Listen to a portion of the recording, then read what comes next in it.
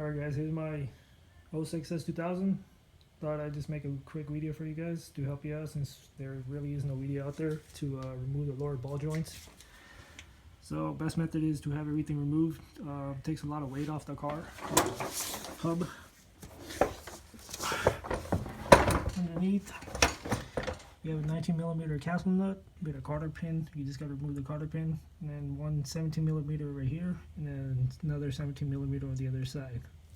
So first step I would do is just slightly loosen all three of these, and the castle nut, turn the bolt upside down and have it sitting flush with the bottom right here of the stud, I guess, so that you can use the ball joint remover to pop it out. Alright, so here's a kit I got. This is a ball joint remover from AutoZone. You can rent it for $30. Kit number is 27308. Alright.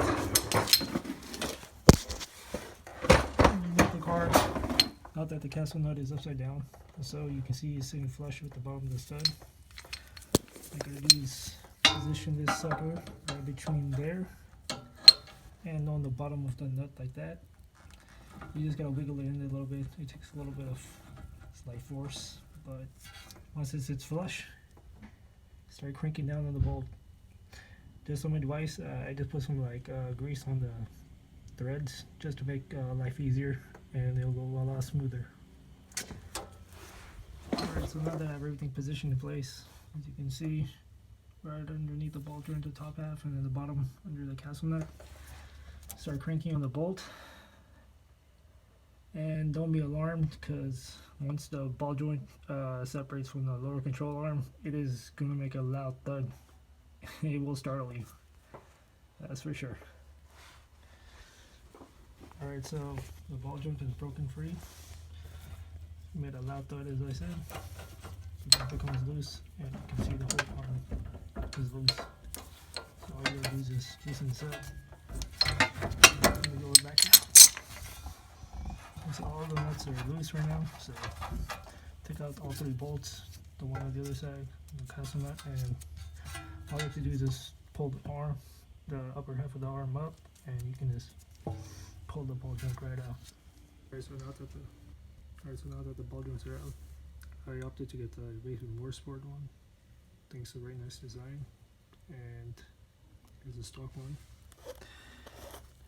As you can see, diameter of this and this is exactly the same, so that's why they ask you to utilize a stock 17mm bolts on the side.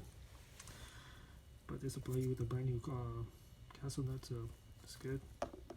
So now this is the reverse order. Take this one, slap it back in,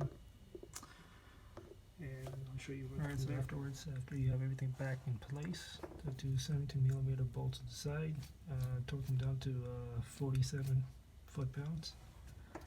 And the castle nut anywhere from 43 to 51 pounds, whatever it takes for you to get the cotter pin lined up and have it on.